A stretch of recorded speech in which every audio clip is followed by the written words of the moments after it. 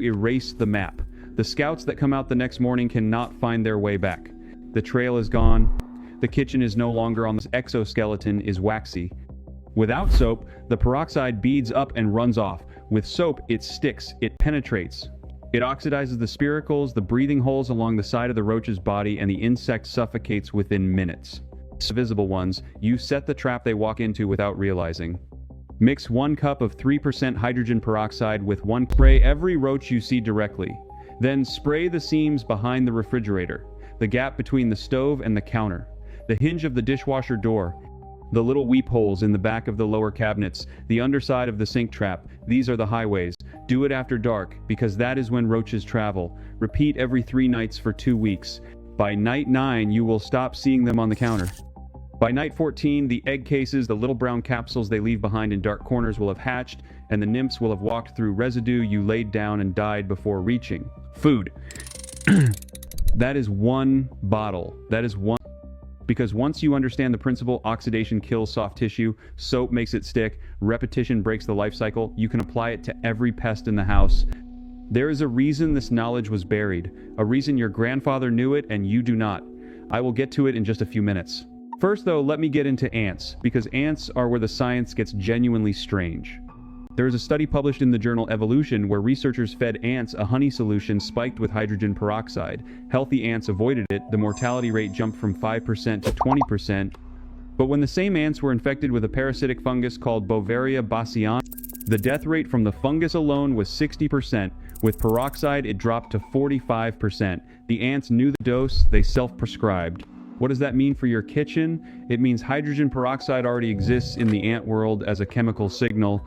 Their scent trails, the invisible pheromone road they lay down between the nest and your sugar bowl, are made of organic compounds that you erase the map.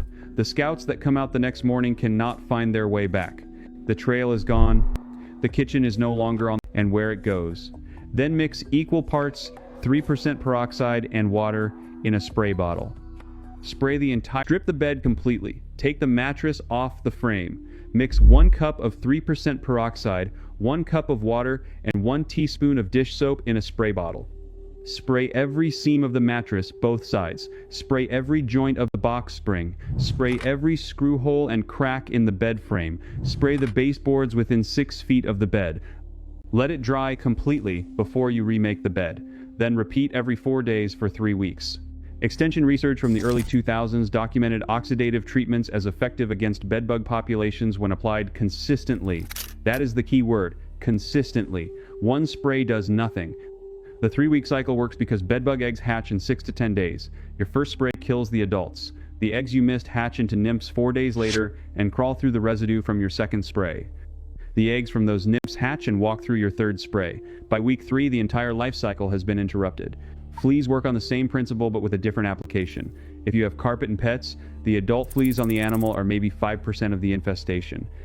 The other 95% is eggs and larvae buried in the carpet fibers, the cracks between floorboards, and the seams of upholstered furniture. Vacuum first, vacuum hard, then mix 1 cup of peroxide, 3 cups of water, and 1 tablespoon of dish soap.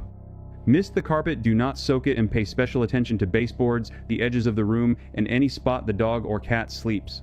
Let it dry. Vacuum again 24 hours later. Repeat weekly for 4 weeks. The peroxide oxidizes the chitin in the flea pupae and the larvae die inside their casings before they can emerge. Fungus gnats, those tiny black flies hovering around your house glass, and the peroxide killed whatever was hiding in the cracks. 5 pests. 1 bottle. Less than $1. It will fizz when it hits the soil. That fizz is the peroxide killing the larvae and eggs in the top inch of soil while adding a burst of oxygen to roots that have probably been overwatered. Repeat every time you water for 2 weeks.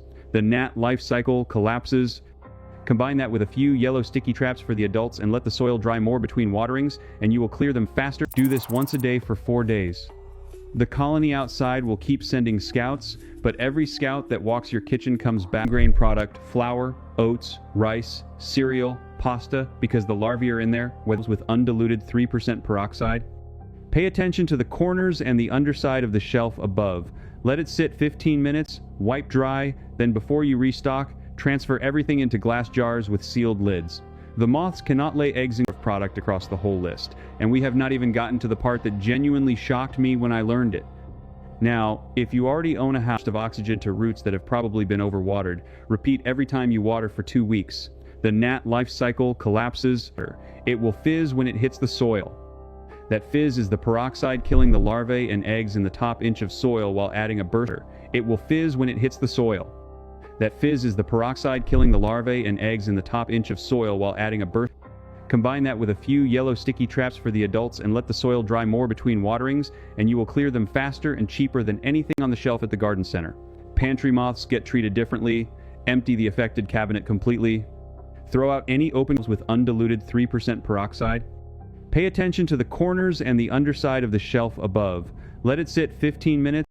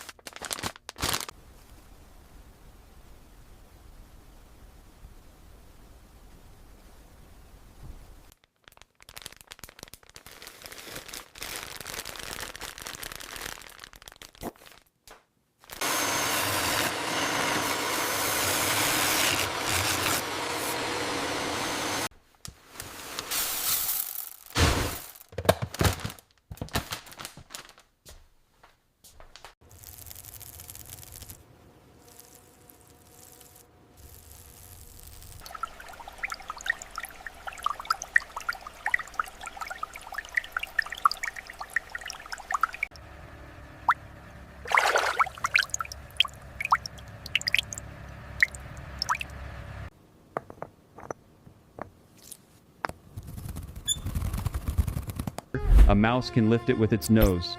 Mix a strong solution 2 parts peroxide to 1 part water with a tablespoon of dish soap per cup. Pull out a wad of steel wool, soak it in the solution, and stuff it loosely into the gap around the vent pipe where it exits the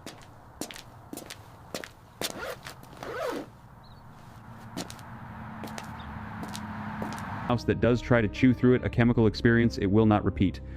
Do the same thing at every pipe penetration in your basement, where the water main comes in, where the gas line enters, where the cable and electric service punch through the foundation.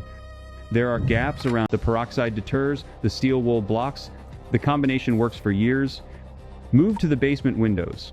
Old houses have window wells that fill with leaves and dirt and become condos for sow-bugs, earwigs, and centipedes. Empty the well. Spray the inside of the well, the window frame, and the gap between the frame and the foundation with full-strength 3% peroxide. Let it dry. The peroxide kills the eggs and sterilizes the microbial film that decomposing leaves create, which is the actual food source most of those pests are after. Now the garage door. This is the single biggest insect entry point, 1/2 inch wide, that you can see daylight through. Spray the entire length of that gap and the concrete underneath it with peroxide solution once. Seal the gap, but it creates a barrier that any insect crossing has to walk through, and most of them do not survive the trip. Builds up inside your pipes. Pour 1 cup of 3% peroxide directly down the drain at night. Let it sit until morning. The peroxide eats the biofilm. The biofilm is what the larvae feed on. No biofilm, no larvae, no flies. Repeat monthly, and you will never see a drain fly in your house again. That is 6 techniques you can apply to your existing house this weekend with 1 bottle and no permits. But let me get to why almost none of you have ever heard this before. The villain in this story is not one company. It is a partnership between an industry and a regulatory pattern, and it goes back further than most people realize. In 1939, the United States